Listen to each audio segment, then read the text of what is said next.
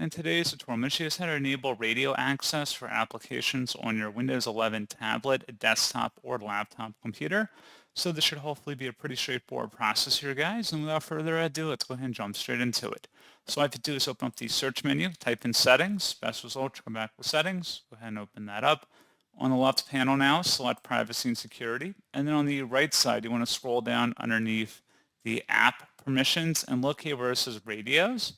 And versus radio control access, go ahead and toggle this to the on position, as well as for let apps control device radios. And that's all you have to do.